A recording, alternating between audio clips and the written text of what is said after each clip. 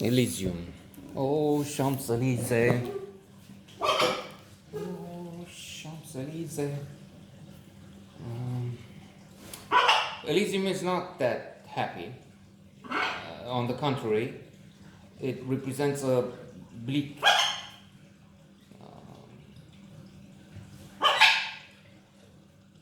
I hesitate between post-apocalyptic and apocalyptic future. Um, Post-apocalyptic will presume that there has been some calamity and then we're looking into the future. But then, on so many counts, it's still apocalyptic.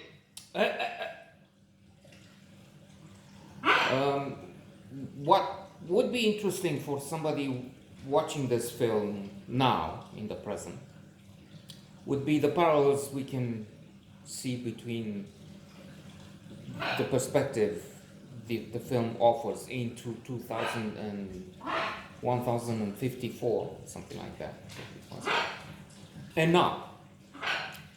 So in the film we have a science fiction prediction that humanity will separate. There will be the very rich who live on a space station out in space, or anyway outside the Earth, and then the poor, the destitute, stay here on this planet, which is plagued by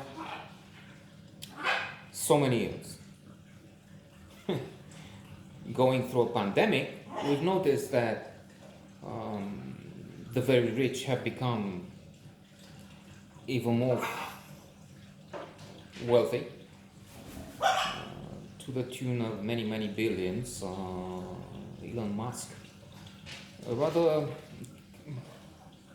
controversial, admired figure, but though, let's not get into that. I mean, he has some views that, including the desire to go to Mars, to go outside the Earth, which again makes a connection with the movie. But then smoking pot, which is fine, I understand. I mean, I live in a place where that's not, it is available surely in places, but it's not legal, and I never had the chance, so I would be presumptuous to give opinions on something I have no idea. I mean, I've never experienced, and I understand it's fine as long as you keep it under control, but to have that on the air and have those takes on the guy from Thailand, I don't know.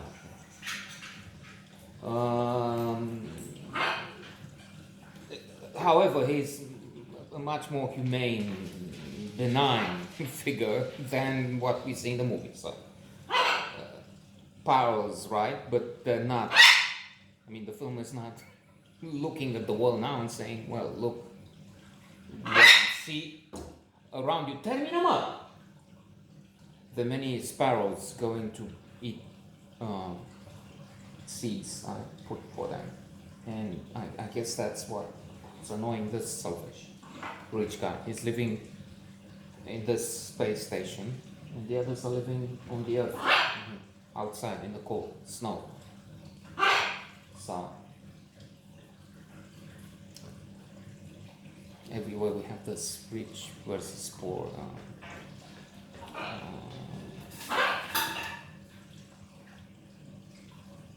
conflict.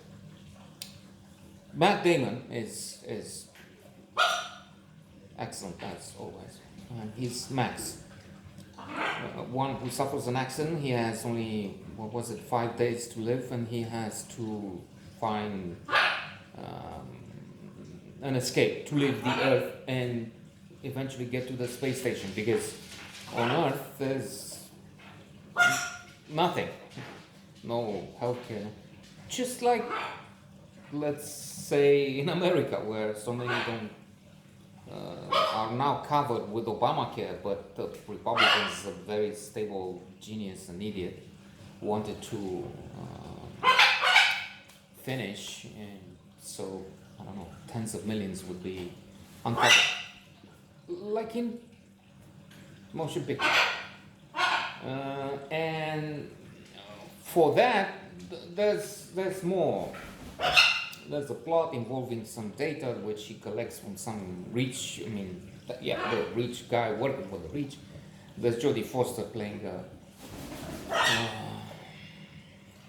Machiavellian figure who wants to try a coup d'etat and become the effective ruler when the president is playing against her. So she's getting this guy to change the code, and maybe there's a hope for humanity there. I will not get into the minutiae of that. I will just continue on the line I've seen from the beginning. The striking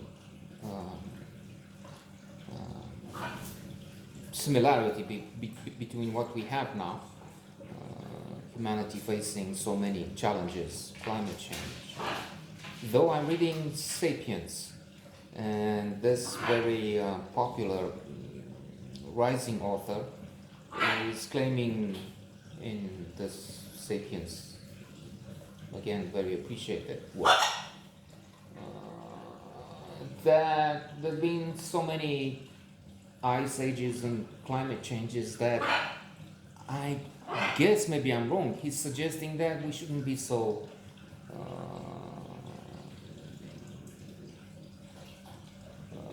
mad about this, and we're using too many hyperboles. I guess that's what he seems to imply. Also, he's talking tree huggers with some irony, maybe some disdain. Not sure. This idea that they think there was this past where humans lived in harmony. No, before the industrial age,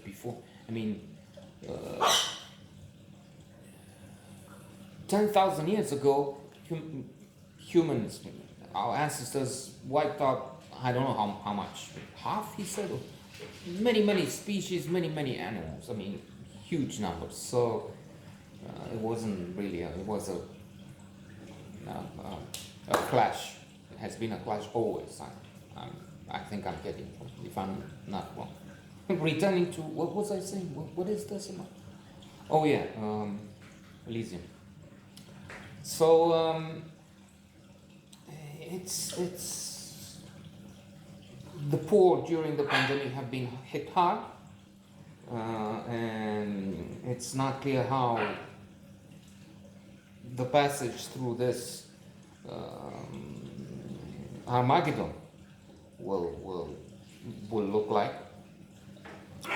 The economy has been battered. There's climate change. There's the pandemic, the mutations, and then the next